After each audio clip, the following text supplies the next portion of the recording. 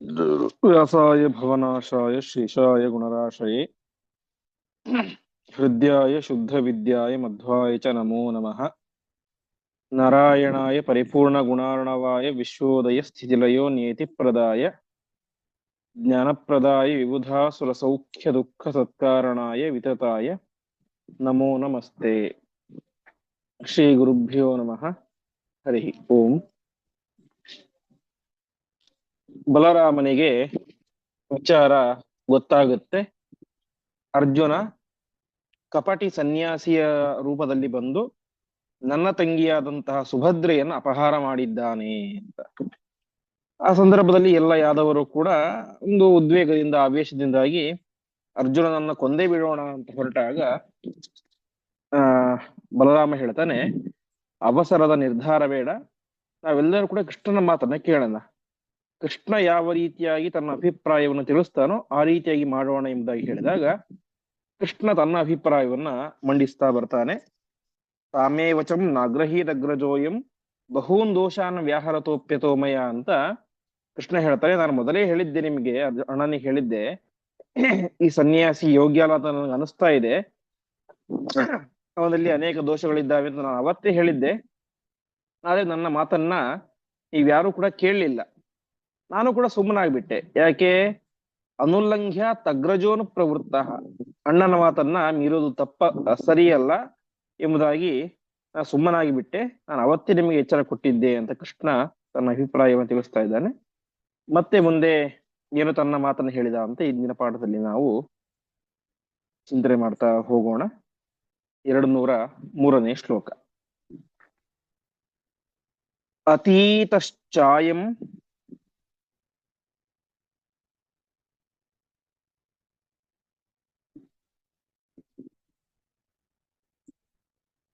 ಆರ್ಯಯೋಗೋ ಸಮಕ್ಷಂ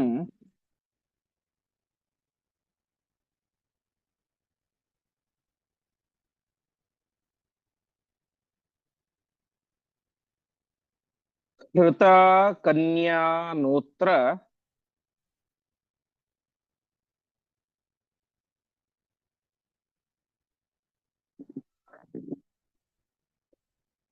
ಆ ಮಾನಹಾನಿ.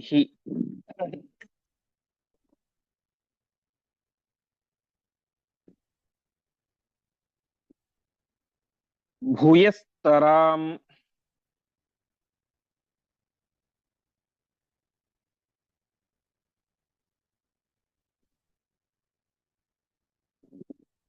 ಮಾನಿನಸ್ತಸ್ಯ ಸಾ ಸ್ಯಾತ್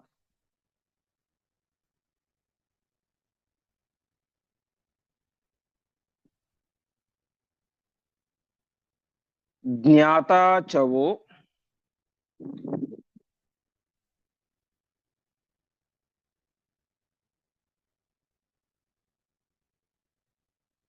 ವಿಪೃಥೋಃ ಪಾರ್ಥತಾಸ್ಯ.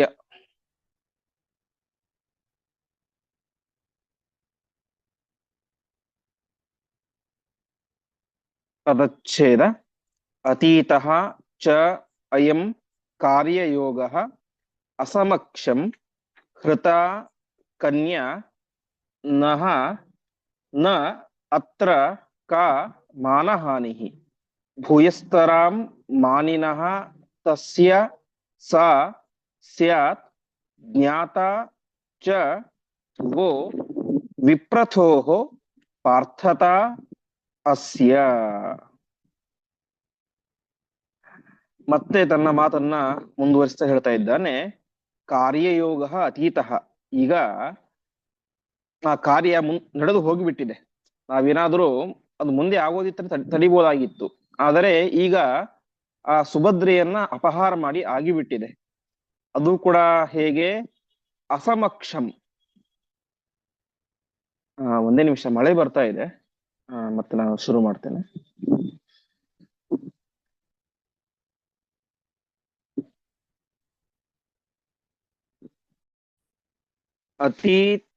ಅತೀತಶ್ಚಾಯಂ. ಕೃಷ್ಣ ಹೇಳ್ತಾ ಇದ್ದಾನೆ, ಈಗ ಕಾರ್ಯ ಅದು ನಡೆದು ಹೋಗಿಬಿಟ್ಟಿದೆ ನಮ್ಮ ಮುಂದೆ. ಈಗಾಗಲೇನೆ ಅಪಹಾರ ಅದು ಕಾರ್ಯ ನಡೆದು ಹೋಗಿಬಿಟ್ಟಿದೆ. ನಾವೇನು ಕೂಡ ಮಾಡ್ಲಿಕ್ಕೆ ಸಾಧ್ಯ ಇಲ್ಲ. ಅಷ್ಟು ಮಾತ್ರ ಅಲ್ಲ, ಅವನು ಅಪಹಾರ ಮಾಡಿದ್ದು ಯಾವಾಗ, ನಾವೆಲ್ಲರೂ ಕೂಡ ಇದ್ದಾಗ ಅಪಹಾರ ಮಾಡಿದ್ರೆ ಅದು ಬೇರೆ ಮಾತಾಗ್ತಾ ಇತ್ತು. ಆದರೆ ಅರ್ಜುನ ಅಪಹಾರ ಮಾಡಿದ್ದ ಯಾವಾಗ, ಅಸಮಕ್ಷಂ, ನಾವ್ಯಾರೂ ಕೂಡ ಮನೆಯಲ್ಲಿ ಇಲ್ಲದೆ ಇದ್ದಂತ ಸಂದರ್ಭದಲ್ಲಿ ಒಬ್ಬ ಹೇಡಿಯಂತೆ ಅರ್ಜುನ ಬಂದು ಕನ್ಯೆಯನ್ನು ಅಪಹಾರ ಮಾಡಿಕೊಂಡು ಹೋಗಿದ್ದಾನೆ. ಹಾಗಾಗಿ ಇದರಿಂದ ಯಾರಿಗೆ ಅವಮಾನ, ಯಾರಿಗೆ ಹಾನಿ ಅಂತ ಹೇಳಿದ್ರೆ, ಕೃಷ್ಣ ಹೇಳ್ತಾ ಇದ್ದಾನೆ, ಇದರಿಂದ ನಮಗೇನು ನಮ್ಮ ಮರ್ಯಾದೆ ಕಡಿಮೆ ಆಗಿಲ್ಲ, ಯಾದವರ ಮರ್ಯಾದೆಗೆ ಕಿಂಚಿತ್ತೂ ಕುಂದಿಲ್ಲ. ಮತ್ಯಾರಿಗೆ ಅವಮಾನ ಆದಂತೆ ಅಂತ ಹೇಳಿದ್ರೆ, ಇದು ಅರ್ಜುನನಿಗೆ ಆದಂತಹ ಅವಮಾನ. ಯಾಕೆಂದ್ರೆ ಅರ್ಜುನ ಎಂಥವನು, ಸಾಮಾನ್ಯನ? ಯಾರೋ ಸಾಮಾನ್ಯನಾಗಿದ್ದರೆ, ಒಬ್ಬ ಹೇಡಿಯಾಗಿದ್ದರೆ, ಯಾರೋ ಇಲ್ಲದೆ ಇರುವಂತ ಸಂದರ್ಭದಲ್ಲಿ ಮನೆಗೆ ಬಂದು ಕನ್ಯೆಯನ್ನು ಅಪಹಾರ ಮಾಡ್ಕೊಂಡು ಹೋಗಿದ್ರೆ ಅದು ಏನೋ ಅನ್ಬೋದಾಗಿತ್ತು.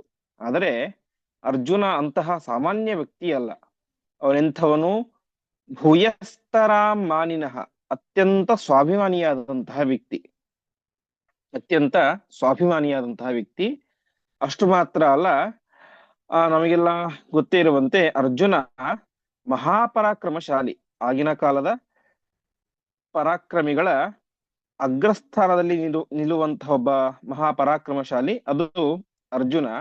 ಹಾಗಾಗಿ ಅಂತಹ ಪರಾಕ್ರಮಶಾಲಿಯಾದಂತಹ ವ್ಯಕ್ತಿ ಮತ್ತು ಬಹಳ ಸ್ವಾಭಿಮಾನಿಯಾದಂತಹ ವ್ಯಕ್ತಿ ಯಾರೂ ಇಲ್ಲದೆ ಇದ್ದಂತಹ ಸಂದರ್ಭದಲ್ಲಿ ಒಬ್ಬ ಹೇಡಿಯ ರೀತಿಯಲ್ಲಿ ಬಂದು ಅಪಹಾರ ಮಾಡ್ಕೊಂಡು ಹೋಗಿದ್ದಾನೆ ಕನ್ಯೆ ಅಂತ ಹೇಳಿದ್ರೆ, ಅದರಿಂದಾಗಿ ಅವನಿಗೆ ಇದು ಅವಮಾನ ಹೊರತು ನಮಗೆ ಇದರಿಂದ ಯಾವ ಅವಮಾನವೂ ಕೂಡ ಇಲ್ಲ ಅಂತ. ಹಾಗಾಗಿ ನಮಗೆ ಗೊತ್ತೇ ಇಲ್ಲ ಯಾರು ಅಪಹಾರ ಮಾಡ್ಕೊಂಡು ಹೋಗಿದ್ದಾರೆ ಅಂತ. ಇವಾಗ ಹೇಳ್ತಾ ಇದ್ದಾನೆ, ವಿಪ್ರತೋಹೋ ಪಾರ್ಥತ, ಕನ್ಯೆಯನ್ನ ಅಪಹಾರ ಮಾಡಿಕೊಂಡು ಹೋಗಿದ್ದು ಅರ್ಜುನ ಅಂತ ವಿಪ್ರತು ಹೇಳಿದ ಮೇಲೆ ನಮ್ಗೆ ಗೊತ್ತಾಗಿದೆ. ಹಾಗಾಗಿ ಇದರಿಂದ ನಾವು ಅವಮಾನ ಪಡುವಂತಹ ಅಂಶ ಯಾವುದು ಕೂಡ ಇಲ್ಲ ಅಂತ ಒಂದು ರೀತಿಯ ಸಮಾಧಾನವನ್ನ, ಅವರನ್ನ ಕನ್ವಿನ್ಸ್ ಮಾಡ್ಲಿಕ್ಕೆ ಕೃಷ್ಣ ಈ ರೀತಿಯಾದಂತಹ ಮಾತುಗಳನ್ನ ಹೇಳ್ತಾ ಇದ್ದಾನೆ. ಹಾಗಾಗಿ ನಮ್ಗೇನಿದ್ರಿಂದ ಅವಮಾನ ಇಲ್ಲ, ಯಾಕೆಂದ್ರೆ ಅವನು ಅಪಹಾರ ಮಾಡ್ಕೊಂಡು ಹೋಗಿದ್ದಾನೆ ಮತ್ತು ನಾವಿಲ್ಲದೆ ಇಂತಹದ್ದು ಸಂದರ್ಭದಲ್ಲಿ ಅಪಹಾರ ಮಾಡ್ಕೊಂಡು ಹೋಗಿದ್ದಾನೆ. ಒಂದು ವೇಳೆ ನಾವೆಲ್ಲರೂ ಕೂಡ ಇದ್ದಂತಹ ಸಂದರ್ಭದಲ್ಲಿ ನಮ್ಮನ್ನ ಯಾಮಾರಿಸಿ ಅಥವಾ ಸೋಲಿಸಿ ಅಪಹಾರ ಮಾಡ್ಕೊಂಡು ಹೋಗಿದ್ರೆ ಅದು ಯಾದವರ ಒಂದು ಘನತೆಗೆ, ಗೌರವಕ್ಕೆ ಕುಂದು ಬರ್ತಾ ಇತ್ತು. ಆದ್ರಿಂದ ಅದ್ಯಾವುದು ಕೂಡ ಆಗಿಲ್ಲ. ಹಾಗಾಗಿ ನಮಗೇನಿದ್ರಿಂದಾಗಿ ಅವಮಾನ ಅನ್ನೋದಿಲ್ಲ, ಮಾನಹಾನಿ ಅನ್ನೋದಿಲ್ಲ. ಅದೇನಾದರೂ ಇದ್ರೂ ಕೂಡ ಅದು ಅರ್ಜುನನಿಗೆ ಹೊರತು ನಮಗೆ ಯಾರಿಗೂ ಕೂಡ ಅಲ್ಲ ಎಂಬುದಾಗಿ ತಿಳಿಸ್ತಾ ಇದ್ದಾನೆ. ಮುಂದೆ ದೇಯಾಚ ಕನ್ಯಾ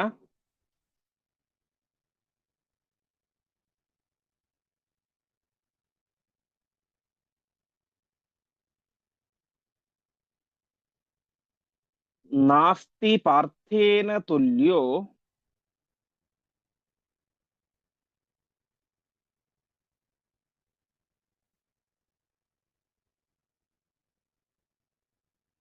ವರೋಸ್ಮಾಕಂ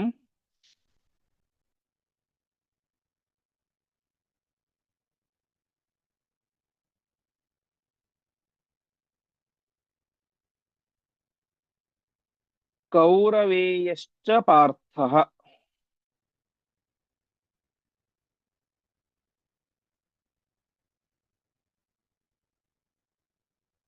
ಪೌತ್ರಶ್ಚ ಕೃಷ್ಣಸ್ಯ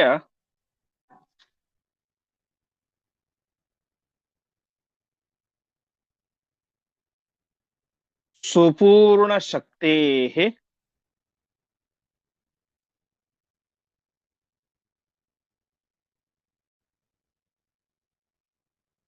ಪೈತೃಶ್ವಸೇಯಃ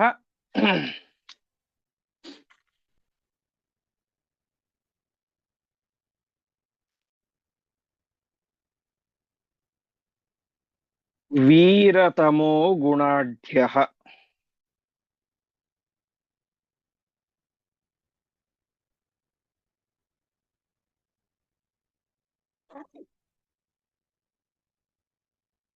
ಪದಚ್ಛೇದ. ದೇಯ ಚ ಕನ್ಯಾ ನ ಅಸ್ತಿ ಪಾರ್ಥೇನ ತುಲ್ಯಃ ವರಃ ಅಸ್ಮಾಕಂ ಕೌರವೇಯಃ ಚ ಪಾರ್ಥಃ पौत्रः च कृष्णस्य सुपूर्णशक्तेः पैतृश्वसेयः वीरतमः गुणाढ್ಯಃ. ಸರಿ, ಕನ್ಯೆಯನ್ನು ಅಪಾರ ಮಾಡ್ಕೊಂಡು ಹೋಗ್ಬಿಟ್ಟಿದ್ದಾನೆ. ಇನ್ನು ನಾವಾದ್ರೂ ಕೂಡ ಕನ್ಯೆ ಇನ್ನೊಬ್ಬರಿಗೆ ಕೊಡ್ಲೇಬೇಕಲ್ಲ. ಸುಭದ್ರೆಯನ್ನ ಎಷ್ಟು ವರ್ಷ ಅಂತ ಮನೇಲಿ ಇಟ್ಕೊಂಡು ಕೊಡ್ಲಿಕ್ಕೆ ಸಾಧ್ಯ? ಯೋಗ್ಯ ವಯಸ್ಸಿಗೆ ಬಂದಿದ್ದಾಳೆ, ಹಾಗಾಗಿ ಅವಳನ್ನ ಯಾರಿಗಾದ್ರೂ ಕೊಟ್ಟು ನಾವು ಮದುವೆ ಮಾಡ್ಲೇಬೇಕು. ದೇಯಾಚ ಕನ್ಯಾ, ಕೊಡ್ಲೇಬೇಕು. ಸರಿ, ಅಪಹಾರ ಮಾಡಿಕೊಂಡು ಕನ್ಯೆಯನ್ನು ಕರೆದುಕೊಂಡು ಹೋದಂತಹ ವ್ಯಕ್ತಿ ಯಾರೋ ಒಬ್ಬ ಸಾಮಾನ್ಯ ವ್ಯಕ್ತಿಯ? ಖಂಡಿತ ಅಲ್ಲ. ನಾಸ್ತಿ ಪಾರ್ಥೇನ ತುಲ್ಯ, ನಮಗೆ ಅರ್ಜುನನಂತಹ ಇನ್ನೊಬ್ಬವರ ಸಿಗಲಿಕ್ಕೆ ಸಾಧ್ಯವೇ ಇಲ್ಲ. ತುಲ್ಯ ಅಂದ್ರೆ ಸಮಾನವಾದಂತಹ ವ್ಯಕ್ತಿ. ಪಾರ್ಥೇನ ತುಲ್ಯ, ಅರ್ಜುನನಂತಹ ಇನ್ನೊಬ್ಬ ವರ ಸಿಗ್ಲಿಕ್ಕೆ ಸಾಧ್ಯವೇ ಇಲ್ಲ. ಯಾಕೆ? ಅವನ್ಯಾರು? ಕೌರವೇಯ, ಪ್ರಸಿದ್ಧ ವಂಶವಾದಂತಹ ಕುರುವಂಶದಲ್ಲಿ ಬಂದಂತಹ ವ್ಯಕ್ತಿ ಅವನು ಪಾರ್ಥ. ಮತ್ಯಾರು? ಸುಪೂರ್ಣ ಶಕ್ತೇ ಕೃಷ್ಣಸ್ಯ ಪೌತ್ರ, ಪರಿಪೂರ್ಣ ಶಕ್ತಿ ಇರುವಂತಹ ವೇದವ್ಯಾಸ ದೇವರ ಮೊಮ್ಮಗ. ನಾವು ಹಿಂದೆ ನೋಡಿದ್ದೇವೆ, ನಿಯೋಗ ಪದ್ಧತಿಯ ಮೂಲಕ ಪಾಂಡು ಧೃತರಾಷ್ಟ್ರ ಎಲ್ಲರೂ ಕೂಡ ಹುಟ್ಟಿದ್ರು ಅಂತ. ಹಾಗಾಗಿ ಆ ಅರ್ಜುನ ವೇದವ್ಯಾಸರಿಗೆ ಮೊಮ್ಮಗ ಆಗಬೇಕು ಆ ಲೆಕ್ಕದಲ್ಲಿ. ಹೀಗೆ ಕುರುವಂಶದಲ್ಲಿ ಬಂದಂತಹ ವ್ಯಕ್ತಿ ಮತ್ತು ವೇದವ್ಯಾಸ ದೇವರ ಮೊಮ್ಮಗ. ಇನ್ನೂ ಹೇಳಬೇಕು ಅಂತ ಹೇಳಿದ್ರೆ ಪೈತೃಶ್ವಸೇಯ. ಪೈತೃಶ್ವಸ ಅಂದ್ರೆ ತಂದೆಯ ತಂಗಿ, ಅವಳ ಶ್ವಸೇಯ ಅಂದ್ರೆ ಮಗ, ಒಟ್ಟಿನಲ್ಲಿ ನಮ್ಮ ಸೋದರತ್ತೆಯ ಮಗ. ಹಾಗಾಗಿ ಕುರುಕುಲದಲ್ಲಿ ಬಂದಂತಹ ವ್ಯಕ್ತಿ, ವೇದವ್ಯಾಸ ದೇವರ ಮೊಮ್ಮಗ ಮತ್ತು ನಮ್ಮ ಸೋದರತ್ತೆಯ ಮಗ. ಬರೀ ಇಷ್ಟೇನಾ? ಅಲ್ಲ, ವೀರತಮಃ ಗುಣಾಢ್ಯ. ವೀರತಮ ಅಂದ್ರೆ ಭಾರಿ ಪರಾಕ್ರಮಿ ಅಂತ. ವೀರ, ವೀರತರ, ವೀರತಮ. ಹೇಗೆ ನಾವು ಇಂಗ್ಲಿಷ್ ಅಲ್ಲಿ ಗ್ರೇಟ್, ಗ್ರೇಟರ್, ಗ್ರೇಟೆಸ್ಟ್ ಅಂತ ಹೇಳ್ತೀವಲ್ಲ, ಹಾಗೆ ವೀರ, ವೀರತರ, ವೀರತಮ. ಭಾರೀ ಪರಾಕ್ರಮಶಾಲಿ. ಬರೀ ಪರಾಕ್ರಮ ಇದೆನಾ? ಇಲ್ಲ. ಮತ್ತೇನು? ಗುಣಾಢ್ಯ, ಅತ್ಯುತ್ತಮ ಗುಣಶಾಲಿಯಾದಂತಹ ವ್ಯಕ್ತಿಯು ಕೂಡ ಆಗಿದ್ದಾನೆ. ಹಾಗಾಗಿ ಪಾರ್ಥನಿಗೆ ಸಮಾನನಾದಂತಹ ಇನ್ನೊಬ್ಬ ವ್ಯಕ್ತಿ ಇಲ್ಲ. ಕುರುಕುಲದಲ್ಲಿ ಬಂದಂತಹ ಅತ್ಯಂತ ಮಹಾಪರಾಕ್ರಮಶಾಲಿಯಾದಂತಹ ಒಳ್ಳೆ ಗುಣವಂತನಾದಂತಹ ವ್ಯಕ್ತಿ. ಹಾಗಾಗಿ ಸಮಸ್ಯೆಯನ್ನು ಕೂಡ ಏನಿಲ್ಲ ಅಂತ ಎಲ್ಲರನ್ನು ಕೂಡ ಒಂದು ಸಮಾಧಾನ ಮಾಡುವಂತಹ ಕಾರ್ಯವನ್ನ ಕೃಷ್ಣ ಮಾಡ್ತಾ ಇದ್ದಾನೆ. ಹಾಗಾಗಿ ಅರ್ಜುನ ಏನು ಸಾಮಾನ್ಯ ವ್ಯಕ್ತಿನ? ಸಾಮಾನ್ಯನಲ್ಲ, ಅತ್ಯಂತ ಶ್ರೇಷ್ಠನಾದಂತಹ ವ್ಯಕ್ತಿ ಏನೇ ಎಂಬುದಾಗಿ ತಿಳಿಸ್ತಾ ಇದ್ದಾನೆ. ಮುಂದೆ ಅರ್ಥ್ಯೋಸ್ಮಾಭಿಹಿ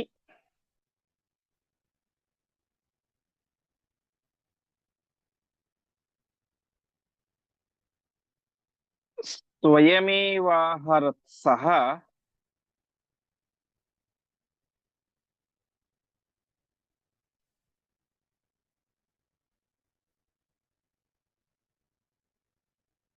ಶಕ್ರಾತ್ಮಜೋ ನಾತ್ರ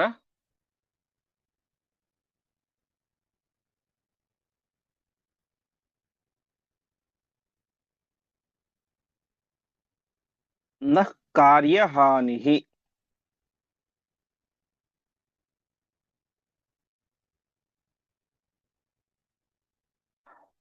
ಅನುದ್ರುತ್ಯೈನಂ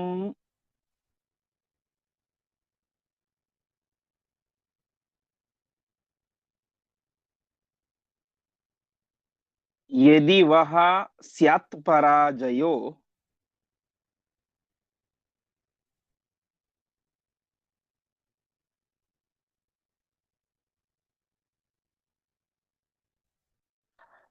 ಹಾನಿರ್ದೃಢಂ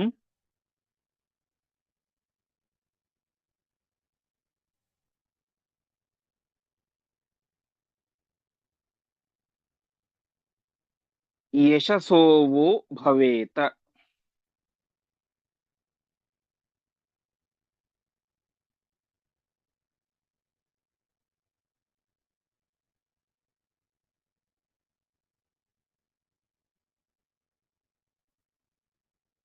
ಪದಚ್ಛೇದ.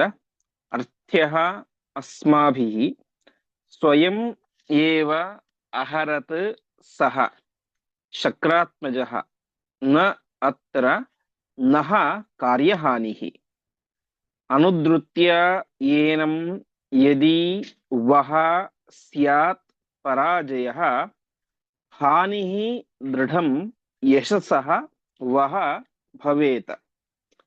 ಇಷ್ಟೆಲ್ಲ ಅಂಶಗಳಿದ್ದಾವೆ.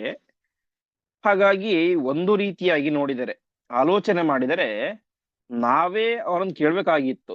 ಕುಂತಿಯ ಹತ್ರ ಹೋಗಿ ಅರ್ಜುನನಿಗೆ ನಮ್ಮ ತಂಗಿಯನ್ನು ಕೊಟ್ಟು ಮದುವೆ ಮಾಡ್ತೇವೆ ಅಂತ ನಾವೇ ಕೇಳ್ಬೇಕಾಗಿತ್ತು. ಅಸ್ಮಾವಿಹಿ ಅರ್ಥ್ಯ, ಅರ್ಥ್ಯ ಅಂದ್ರೆ ಕೇಳೋದು ಅಂತ ನಾವೇ ಕೇಳ್ಬೇಕಾಗಿತ್ತು. ಅವನು ಸಾಕ್ಷಾತ್ ಇಂದ್ರನ ಮಗನೂ ಕೂಡ ಆಗಿದ್ದಾನೆ, ಶಕ್ರಾತ್ಮಜಃ. ಹಾಗಾಗಿ ಅತ್ಯಂತ ಯೋಗ್ಯನಾದಂತಹ ವ್ಯಕ್ತಿ ನಮ್ಮ ತಂಗಿಯನ್ನ ಅಪಹಾರ ಕರೆದುಕೊಂಡು ಹೋಗಿದ್ದಾನೆ. ಹಾಗಾಗಿ ನಾವೇ ಕೇಳ್ಬೇಕಾಗಿತ್ತು. ಆದ್ರೆ ಸ್ವಯಮೇವ ಅಹರತ್, ಅವನೇ ಬಂದು ಕರೆದುಕೊಂಡು ಹೋಗ್ಬಿಟ್ಟಿದ್ದಾನೆ. ಹಾಗಾಗಿ ನಹ ಕಾರ್ಯಹಾನಿಹಿ ನ. ಸೊ ಇದರಿಂದ ನಮ್ ಕೆಲಸ ಏನು ಕೆಟ್ಟಿಲ್ಲ ಅಂತ. ಯಾಕೆಂದ್ರೆ ಅರ್ಜುನ ಯೋಗ್ಯನಾದಂತಹ ವ್ಯಕ್ತಿ, ನಾವೇ ಹೋಗಿ ಕೇಳ್ಬೇಕಾಗಿತ್ತು ಅಂತಹ ವರ, ಆದ್ರೆ ಅವನೇ ಕರೆದುಕೊಂಡು ಹೋಗ್ಬಿಟ್ಟಿದ್ದಾನೆ. ಹಾಗಾಗಿ ನಮ್ಮ ಕೆಲಸ ಏನು ಕೆಟ್ಟಿಲ್ಲ, ಒಳ್ಳೇದೇ ಆಗಿದೆ ಅಂತ. ಇನ್ನು ಇನ್ನೊಂದು ವಿಚಾರ ಏನಂತ ಹೇಳಿದ್ರೆ, ಯದಿ ಒಂದು ವೇಳೆ ನೀವೇನಾದರೂ ಕೂಡ ಏನಂ ಅನುದ್ರುತ್ಯ, ಅವನನ್ನ ಹಿಂಬಾಲಿಸಿಕೊಂಡು ಹೋಗಿ ಅವನ ಜೊತೆಗೆ ಯುದ್ಧವನ್ನು ಮಾಡಿ ಒಂದು ವೇಳೆ ಸೋತರೆ ಏನಾಗುತ್ತೆ, ಸ್ಯಾತ್ ಪರಾಜಯ, ನೀವು ಪರಾಜಿತರಾದರೆ ಅವಾಗ ಏನಾಗುತ್ತೆ, ದೃಢಂ ಯಶಸಃ ಹಾನಿ ಭವೇತ, ನಿಮ್ಮ ಕೀರ್ತಿಗೆ ಕುಂದು ಬರುತ್ತೆ ಅಂತ. ಅಂದ್ರೆ ಇಲ್ಲಿ ಗಮನಿಸಬೇಕಾದಂತಹ ಅಂಶ, ಬಲರಾಮನಾಗಲಿ ಅಥವಾ ಕೃಷ್ಣನಾಗಲಿ ನಾವು ಯುದ್ಧಕ್ಕೆ ಹೋಗೋಣ, ನಾವು ಯುದ್ಧಕ್ಕೆ ಬರ್ತೀವಿ, ನಮ್ಮ ಕೀರ್ತಿ ಹಾನಿಯಾಗತ್ತೆ ಅಂತ ಎಲ್ಲೂ ಕೂಡ ಹೇಳಲಿಲ್ಲ. ಹಿಂದೆ ಈ ಬಲರಾಮ ಹೇಳ್ಬೇಕಾದ್ರೂ ಕೂಡ ಅದೇ ಮಾತನ್ನ ಹೇಳಿದ್ದ. ನೀವು ಯುದ್ಧಕ್ಕೆ ಹೋಗ್ತಾ ಇದ್ದೀರಾ, ನೀವು ಈ ರೀತಿ ಮಾಡಬೇಡಿ, ನೀವು ಕೃಷ್ಣನ ಆಜ್ಞೆ ತೆಗೆದುಕೊಂಡು ಹೋಗಿ ಅಂತ ಹೇಳಿದ. ಹಾಗೆ ಇಲ್ಲಿ ಕೃಷ್ಣನು ಕೂಡ ಏನ್ ಹೇಳ್ತಾ ಇದ್ದಾನೆ, ವಹ ಪರಾಜಯ, ನಿಮಗೆ ಸೋಲಾಗುತ್ತೆ ಅಂತ. ಹಾಗಾಗಿ ಇಲ್ಲಿ ಅರ್ಜುನನಾಗಲಿ ಅಥವಾ ಕೃಷ್ಣನಾಗಲಿ ನಾವು ಯುದ್ಧಕ್ಕೆ ಬರ್ತೇವೆ ಅಂತ ಯಾವತ್ತೂ ಕೂಡ ಹೇಳಿಲ್ಲ. ಹೋಗ್ತಾ ಇರೋದು ಅವರು, ಯಾದವರು. ಯಾಕೆಂದ್ರೆ ಅವರಿಗೆ ಒಂದು ರೀತಿಯಾದಂತಹ ಅವಮಾನ ಆಗಿದೆ, ಉನ್ಮತ್ತತೆ ಇದೆ, ಹುಮ್ಮಸ್ಸಿದೆ. ಹಾಗಾಗಿ ನಾವು ಹೋಗೋಣ, ಯುದ್ಧ ಮಾಡೋಣ, ಹಾಗೆ ಹೀಗೆ ಅಂತ ಸಿಟ್ಟಿನಿಂದ ಹೇಳ್ತಾ ಇದ್ದಾರೆ. ಆದರೆ ಬಲರಾಮ ಮತ್ತು ಕೃಷ್ಣ ಇಬ್ಬರು ಕೂಡ ಅತ್ಯಂತ ಶಾಂತವಾಗಿ, ಕೃಷ್ಣನಿಗಂತರೂ ಎಲ್ಲವೂ ಕೂಡ ಗೊತ್ತಿದೆ, ಹಾಗಾಗಿ ಅವನ ಮನಸ್ಸಿನಲ್ಲಿ ಯಾವತ್ತೂ ಉದ್ವಿಗ್ನತೆ ಅನ್ನೋದು ಇಲ್ಲವೇ ಇಲ್ಲ. ಇನ್ನು ಉದ್ವಿಗ್ನತೆ, ಕೋಪ ಬಂದರೆ ಯಾರಿಗ್ ಬರಬೇಕು, ಬಲರಾಮನಿಗೆ ಬರಬೇಕು. ಆದ್ರೆ ಬಲರಾಮನಿಗೆ ಅದು ಬರ್ತಾ ಇಲ್ಲ. ಯಾಕೆ ಅಂತ ಹೇಳಿದ್ರೆ, ಕೃಷ್ಣ ಹೇಳಿದ್ದರೂ ಕೂಡ ಅವನು ಏನ್ ಮಾಡ್ಲಿಲ್ಲ, ಕೃಷ್ಣನ ಮಾತನ್ನು ಕೇಳಲಿಲ್ಲ. ಕೃಷ್ಣ ಅನೇಕ ತೊಂದರೆಗಳಿದ್ದಾವೆ, ಹೋಗೋದು ಬೇಡ ಅಂತ ಹೇಳಿದ. ಹಾಗಿದ್ರು ಕೂಡ ಅವನು ಕೃಷ್ಣನ ಮಾತನ್ನ ಕೇಳದೇನೆ ಈ ರೀತಿಯಾಗಿ ಮಾಡಿದ, ಸನ್ಯಾಸಿಯನ್ನು ಅಲ್ಲೇ ಚಾತುರ್ಮಾಸ್ಯ ಕೂಡಿಸಿದ. ಹಾಗಾಗಿ ತನ್ನಿಂದ ಈ ಒಂದು ಕಾರ್ಯ ನಡೆದು ಬಿಡುತ್ತು, ಒಂದು ರೀತಿಯಾಗಿ ಸುಭದ್ರೆಯನ್ನು ಅಪಹಾರ ಮಾಡ್ಲಿಕ್ಕೆ ತಾನೇ ಅವಕಾಶ ಮಾಡಿ ಕೊಟ್ಟಂತೆ ಆಯ್ತು ಎನ್ನುವಂತಹ ಒಂದು ಬೇಸರ, ಗಿಲ್ಟಿಂಗ್ ಫೀಲ್ ಎಂಬುದು ಅವನಿಗೆ ಕಾಡ್ತಾ ಇತ್ತು. ಹಾಗಾಗಿ ಅವನು ಏನ್ ಮಾಡ್ಬೇಕು ಅಂತ ತೋರಿಸ್ತಾ ಇಲ್ಲ ಅಂತ ಸುಮ್ಮನೆ ಕುತ್ಕೊಂಡ್ಬಿಟ್ಟಿದ್ದ. ಕೃಷ್ಣನಿಗಂತೂ ಎಲ್ಲವೂ ಕೂಡ ಗೊತ್ತಿತ್ತು, ಅವನು ಯುದ್ಧಕ್ಕೆ ಹೋಗ್ಲಿಲ್ಲ. ಹೀಗೆ ಕೃಷ್ಣ ಮತ್ತು ಬಲರಾಮ ಇಬ್ಬರು ಕೂಡ ಯುದ್ಧಕ್ಕೆ ಅಂತ ಹೊರಡಲಿಲ್ಲ. ಹೊರಟಿದ್ದು ಉಳಿದ ಪ್ರದ್ಯುಮ್ನ ಮತ್ತು ಸಾಂಬ ಮುಂತಾದಂತಹ ವೀರರು.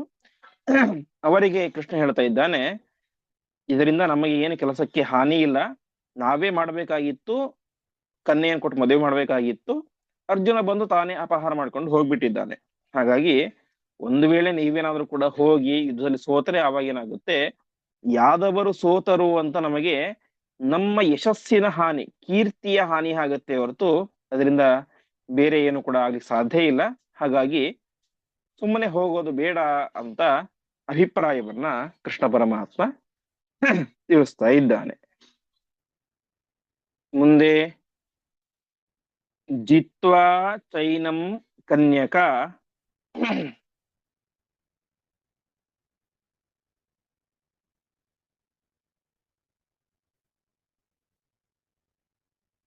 ಚಾಹೃತ ಚೇತ್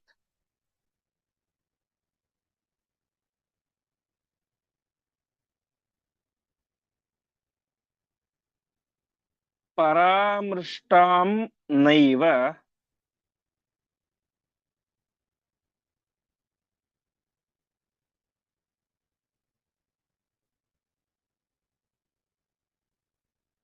कश्चिद् विलिप्सेत्।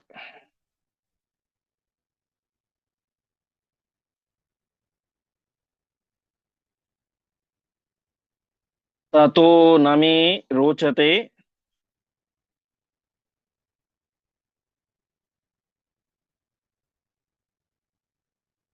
वो नु यानम्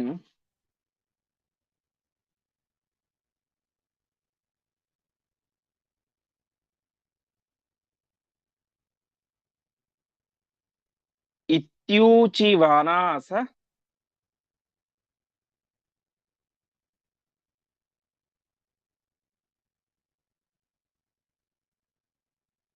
तूष्णीं परेशः।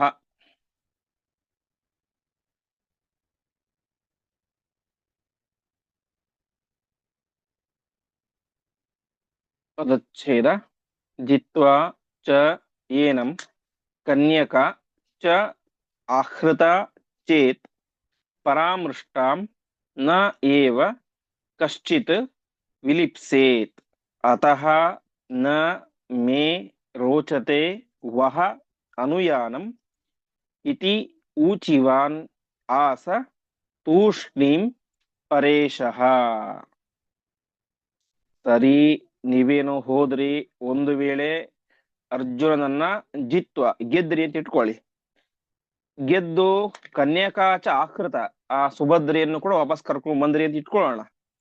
ಕರ್ಕೊಂಡು ಬಂದರೂ ಕೂಡ ಏನಾಗುತ್ತೆ, ಪರಾಮೃಷ್ಟಾಂ ಅರ್ಜುನನಂತಹ ಮಹಾಪರಾಕ್ರಮಶಾಲಿ ಕರೆದುಕೊಂಡು ಹೋದಂತಹ ಹೆಣ್ಣನ್ನ, ಇನ್ನೊಬ್ಬರು ಸ್ಪರ್ಶ ಮಾಡಿದಂತಹ ಆ ಕನ್ಯೆಯನ್ನ ನಕಶ್ಚಿತ್ ವಿಲಿಪ್ಸೇತ್, ಯಾರೂ ಕೂಡ ವಿಲಿಪ್ಸೇತ್, ವಿಲಿಪ್ಸ್ ಅಂದ್ರೆ ಬಯಸೋದು, ಮದುವೆ ಆಗ್ಲಿಕ್ಕೆ ಬಯಸೋದು ಅಂತ, ಯಾರೂ ಕೂಡ ಮದುವೆ ಆಗ್ಲಿಕ್ಕೆ ಸಾಧ್ಯ ಇಲ್ಲ. ಇನ್ನೊಬ್ಬ ಅಪಹಾರ ಮಾಡಿ ಕರೆದುಕೊಂಡು ಹೋದಂತಹ ಕನ್ಯೆಯನ್ನ ಯಾರೊಬ್ಬರು ಕೂಡ ಮದುವೆ ಆಗ್ಲಿಕ್ಕೆ ಇಷ್ಟಪಡೋದಿಲ್ಲ. ಹಾಗಾಗಿ ಫಸ್ಟ್ ನೀವು ಹೋದ್ರೆ ಅವನ್ನ ಗೆಲ್ಲೋದು ಅಂತೂ ತುಂಬಾ ಕಷ್ಟ, ಯಾಕಂದ್ರೆ ಅವನು ಮಹಾಪರಾಕ್ರಮಶಾಲಿ. ಸಪೋಸ್ ನೀವು ಗೆದ್ದರೂ ಕೂಡ ಅದರಿಂದ ಏನು ಪ್ರಯೋಜನ ಇಲ್ಲ. ಯಾಕೆ, ನಾಳೆ ಆ ಸುಭದ್ರೆಯನ್ನ ಯಾರು ಕೂಡ ಮದುವೆ ಆಗೋದಿಲ್ಲ ಅಂತ. ಹಾಗಾಗಿ ನಮಗೆ ಅನಿಸ್ತಾ ಇದೆ, ನೀವು ಅನುಯಾನಂ ನಮೇ ರೋಚತೆ, ನೀವು ಹೋಗೋದು ನನಗೆ ಯಾಕೋ ಮೇ ನರೋಚತೆ, ನನಗೆ ಸರಿ ಅನಿಸ್ತಾ ಇಲ್ಲ, ಸರಿ ಬರ್ತಾ ಇಲ್ಲ. ನನ್ನ ಅಭಿಪ್ರಾಯ ಇಷ್ಟು, ನೀವು ಹೋಗೋದು ಬೇಡವೇ ಬೇಡ. ಹೇಗಿದ್ದರೂ ಉತ್ತಮವಾದಂತಹ ಗಂಡಸೇನೆ ನಮ್ಮ ಕನ್ಯೆಯನ್ನು ಅಪಹಾರ ಮಾಡಿದ್ದಾನೆ, ಹಾಗಾಗಿ ಇದನ್ನ ಇಲ್ಲಿಗೆ ಬಿಟ್ಟು ಬಿಡೋಣ, ಒಳ್ಳೆಯದೇ ಆಯ್ತು ಅಂತ ಈ ರೀತಿಯಾಗಿ ತನ್ನ ಅಭಿಪ್ರಾಯವನ್ನ ಪರಮಾತ್ಮ ಅಲ್ಲಿ ಹೇಳಿ ತೂಷ್ಣೀಂ ಸುಮ್ಮನಾಗಿ ಬಿಟ್ಟ. ಹೀಗೆ ಈ ಸಾಂಬ ಪ್ರದ್ಯುಮ್ನ ಮುಂತಾದಂತ ಎಲ್ಲರೂ ಕೂಡ ಹಾರಾಡ್ತಾ ಇದ್ರು, ನಾ ಯುದ್ಧಕ್ಕೆ ಹೋಗ್ತೀನಿ, ಅರ್ಜುನ ಸೋಲಿಸ್ತೇನೆ, ಹಾಗೆ ಹೀಗೆ ಅಂತ. ಆದರೆ ಯಾವಾಗ ಶ್ರೀಕೃಷ್ಣ ಪರಮಾತ್ಮ ವಾಸ್ತವ ಅಂಶಗಳನ್ನ ಮತ್ತು ಅಲ್ಲಿ ಏನು ಆಗಬಹುದೋ ಎನ್ನುವಂತಹ ಅಂಶಗಳನ್ನ, ಅದರಿಂದ ಮುಂದೆ ಏನಾಗುತ್ತೆ ಎನ್ನುವಂತಹ ಅಂಶಗಳನ್ನ ಎಲ್ಲವನ್ನು ಕೂಡ ವಿಸ್ತಾರವಾಗಿ ಪಾಯಿಂಟ್ ಟು ಪಾಯಿಂಟ್ ಆಗಿ ಆ ಸಭೆಯಲ್ಲಿ, ಸುಧರ್ಮ ಎನ್ನುವಂತಹ ಸಭೆಯಲ್ಲಿ ಮಂಡಿಸಿ ಪರಮಾತ್ಮ ಸುಮ್ಮನಾಗ್ಬಿಟ್ಟ. ಮುಂದೆ ಶ್ರುತ್ವಾ ಹಲಿ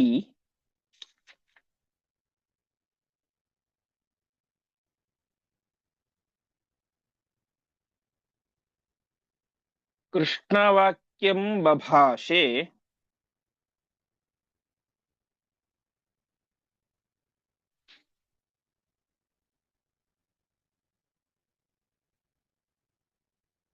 ಮಾಯಾತ ಚಿತ್ತಂ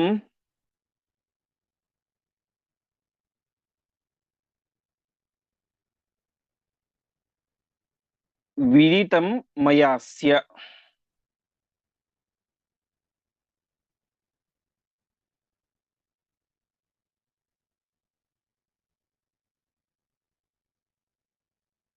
ಅಸ್ಯಾನುವೃತ್ತಿ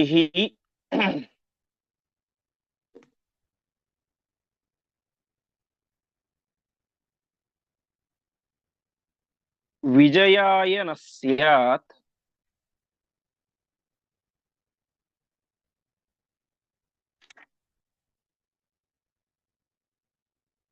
ಶುಭಾಯ ಶಾಂತ್ಯೈ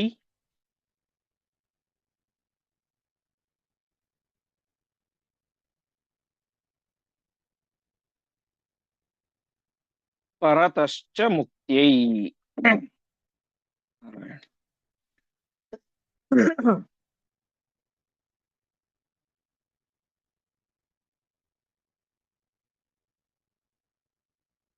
ಪರಚ್ಛೇದ ಶ್ರುತ್ವಾ ಹಲಿ ಕೃಷ್ಣವಾಕ್ಯಂ ಬಭಾಷೆ ಮಾ ಯಾತ ಚಿತ್ತಂ ವಿದಿತಂ ಮಯಾ ಅಸ್ಯ ಅಸ್ಯ ಅನುವೃತ್ತಿಃ ವಿಜಯಾಯ ನಃ ಸ್ಯಾತ್ ಶುಭಾಯ ಶಾಂತೈ ಪರತಃ ಚ ಮುಕ್ತೈ. ಬಲರಾಮ ಶಾಂತನಾಗಿ ಕುಳಿತುಕೊಂಡು ಕೃಷ್ಣ ಹೇಳಿದಂತಹ ಎಲ್ಲ ಮಾತನ್ನು ಕೇಳಿಸಿಕೊಂಡ. ಹಲಿ ಕೃಷ್ಣ ವಾಕ್ಯಂ ಶ್ರುತ್ವ, ಕೇಳಿದ ಮೇಲೆ ಬಭಾಷೆ, ಅವನು ಮಾತಾಡ್ತಾ ಇದ್ದಾನೆ. ಇಲ್ಲಿ ಪ್ರಧಾನವಾದಂತಹ ಡಿಸಿಷನ್ ಮೇಕರ್ ಯಾರು ಅಂತ ಹೇಳಿದ್ರೆ ಅದು ಬಲರಾಮ. ಆದರೆ ಅವನಿಗೆ ಈಗ ಒಂದು ಅರಿವಾಗಿದೆ, ನಾನು ಕೃಷ್ಣನ ಮಾತನ್ನ ಕೇಳಿಕೊಂಡು ಕೇಳದೆ ತಪ್ಪು ಮಾಡಿದೆ. ಕೃಷ್ಣನ ಮಾತನ್ನು ಕೇಳಿದ್ರೆ ನಾವು ಆರಾಮಾಗಿರ್ಬೋದಾಗಿತ್ತು. ಇವತ್ತು ಸುಭದ್ರೆಯ ಅಪಹಾರ ಆಗ್ತಾ ಇದ್ದಿಲ್ಲ. ಹಾಗಾಗಿ ನಾನು ಕೃಷ್ಣನ ಮಾತನ್ನ ಕೇಳದೆ ತಪ್ಪು ಮಾಡಿದೆ ಎನ್ನುವಂತ ಗಿಲ್ಟ್ ಫೀಲ್ ಕೇಳಿಸ್ತಾ ಇತ್ತು ಅವನಿಗೆ, ಕಾಣಿಸ್ತಾ ಇತ್ತು. ಹಾಗಾಗಿ ಅವನೇನ್ ಮಾಡಿದ, ನಾನೇ ನಿರ್ಧಾರ ತೆಗೆದುಕೊಳ್ಳೋದು, ಆದರೆ ಕೃಷ್ಣನ ಅಭಿಪ್ರಾಯ ಯಾವ ರೀತಿ ಇದೇನೋ ಆ ರೀತಿಯಾಗಿ ತೆಗೆದುಕೊಳ್ಳಬೇಕು ಅಂತ ಸುಮ್ಮನಿದ್ದ. ಕೃಷ್ಣನ ಮಾತನ್ನ ಕೇಳಿದ, ಅವನಿಗೂ ಕೂಡ ಅದು ಸರಿ ಅಂತ ಅನಿಸ್ತು. ಹಾಗಾಗಿ ಅವನು ಹೇಳ್ತಾ ಇದ್ದಾನೆ, ಮಾಯಾತ, ಯಾದವರೇ ನೀವ್ಯಾರೂ ಕೂಡ ಹೋಗಬೇಡಿ, ಅರ್ಜುನನನ್ನ ಹಿಂಬಾಲಿಸಿಕೊಂಡು ಹೋಗಬೇಡಿ. ಯಾಕೆ? ನನಗೀಗ ಚಿತ್ತಂ ವಿದಿತಂ, ಕೃಷ್ಣನ ಮನಸ್ಸಿನಲ್ಲಿ ಏನು ಅಭಿಪ್ರಾಯ ಇದೆ ಅನ್ನೋದು ನನಗೆ ಇವತ್ತು ಗೊತ್ತಾಯಿತು. ಹಾಗಾಗಿ ನೀವ್ಯಾರು ಕೂಡ ಹೋಗಬೇಡಿ. ಯಾಕೆ ಅಂತ ಹೇಳಿದ್ರೆ ಅಸ್ಯ ಅನುವೃತ್ತಿ, ಕೃಷ್ಣನನ್ನ ಅನುವೃತ್ತಿಯನ್ನೇ ಫಾಲೋ ಮಾಡೋದು ಅಂತ. ಅರ್ಥಾತ್ ಕೃಷ್ಣ ಹೇಳಿದಂತೆ ನಡೆಯೋದೇನಾಗಿದೆ ಅದು ನಮಗೇನಾಗುತ್ತೆ, ವಿಜಯಾಯ ನಹ ಸ್ಯಾತ್, ನಮ್ಮ ಗೆಲುವಿಗೆ ಕಾರಣ ಆಗುತ್ತೆ. ಅಷ್ಟು ಮಾತ್ರ ಅಲ್ಲ, ಶುಭಾಯ, ನಮಗೆ ಎಲ್ಲ ರೀತಿಯಾದಂತಹ ಮಂಗಳವನ್ನು ತಂದುಕೊಡುತ್ತೆ, ನಮಗೆ ಎಲ್ಲ ರೀತಿಯಾದಂತಹ ಶಾಂತಿಯನ್ನು ತಂದುಕೊಡುತ್ತೆ. ಅಷ್ಟು ಮಾತ್ರ ಅಲ್ಲ, ಪರತಶ್ಚ ಮುಕ್ತಿ, ನಮಗೆ ಮೋಕ್ಷಕ್ಕೂ ಕಾರಣವಾಗುತ್ತೆ. ಹಾಗಾಗಿ ನೀವ್ಯಾರು ಕೂಡ ಹೋಗೋದು ಬೇಡ. ಕೃಷ್ಣನ ಮಾತಿನಂತೆ ನಾವೆಲ್ಲರೂ ಕೂಡ ನಡೆಯೋಣ. ಅವನು ಹೇಳಿದಂತೆ ನಡೆದರೆ ಮಾತ್ರ ನಮಗೇನ್ ಸಾಧ್ಯ, ಗೆಲುವು ಸಾಧ್ಯ, ಮಂಗಳ ಸಾಧ್ಯ. ಅಷ್ಟೇ ಯಾಕೆ, ಪರಲೋಕದಲ್ಲಿ ನಮಗೆ ಮುಕ್ತಿ ಎಂಬುದು ಕೂಡ ಸಿಗುತ್ತೆ. ಹಾಗಾಗಿ ನಾವ್ಯಾರು ಕೂಡ ಅರ್ಜುನನ ಹಿಂದೆ ಹೋಗೋದು ಬೇಡ. ಅವನ ಪಾಡಿಗೆ ಅವನನ್ನು ಬಿಟ್ಟು ಬಿಡೋಣ. ನಮಗೆ ಹೇಗಿದ್ದರೂ ಕೂಡ ಕೃಷ್ಣ ಹೇಳಿದಂತೆ ಒಳ್ಳೆಯದೇ ಆಗಿದೆ. ಯೋಗ್ಯನಾದಂತಹ ವರ ಸಿಕ್ಕಿದ್ದಾನೆ. ಮಹಾಪರಾಕ್ರಮಶಾಲಿ, ಕುರುವಂಶದ ಕುಡಿ, ನಮ್ಮ ಸೋದರತೆಯ ಮಗ, ವೇದವ್ಯಾಸ ದೇವರ ಮೊಮ್ಮಗ ಮತ್ತು ಉತ್ತಮ ಗುಣವಂತನಾಗಿದ್ದಾನೆ. ಹಾಗಾಗಿ ನಾವ್ಯಾರು ಕೂಡ ಹೋಗೋದು ಬೇಡ. ಕೃಷ್ಣ ಹೇಳಿದಂತೆ ನಾವೆಲ್ಲರೂ ಕೂಡ ಇಲ್ಲಿಯೇ ಇರೋಣ ಅಂತ ಕೃಷ್ಣನ ಅಭಿಪ್ರಾಯವನ್ನ ಈಗ ಬಲರಾಮ ದೇವರು ಒಪ್ಕೊಳ್ತಾ ಇದ್ದಾರೆ. ಹೀಗೆ ಎಲ್ಲವೂ ಕೂಡ ಅಲ್ಲಿಗೆ ಸುಖ ಅಂತ್ಯ ಆಯಿತು. ಮುಂದೆ ಅರ್ಜುನ ಸುಭದ್ರೆಯನ್ನು ಕರೆದುಕೊಂಡು ತನ್ನ ನಗರವಾದಂತ ಇಂದ್ರಪ್ರಸ್ಥಕ್ಕೆ ಹೋಗ್ತಾನೆ. ಸ್ವಲ್ಪ ದಿವಸಗಳಾದ ಮೇಲೆ ಸ್ವತಃ ಬಲರಾಮ, ಕೃಷ್ಣ ಮುಂತಾದಂತಹ ಎಲ್ಲ ಯಾದವರು ಕೂಡ ಆ ಒಂದು ಇಂದ್ರಪ್ರಸ್ಥಕ್ಕೆ ಬಂದು ವಿಶೇಷವಾದಂತಹ ಗೌರವ ಸತ್ಕಾರಗಳನ್ನ ಅರ್ಜುನನಿಗೆ ಮಾಡ್ತಾರೆ. ಮತ್ತೆ ಆ ಚಿಂತನೆಯನ್ನು ನಾವು ನಾಳೆಯ ಪಾಠದಲ್ಲಿ ನೋಡೋಣ ಎಂಬುದಾಗಿ ಹೇಳುತ್ತಾ ಇಂದಿನ ಪಾಠವನ್ನ ಶ್ರೀಕೃಷ್ಣಾರ್ಪಣಮಸ್ತು.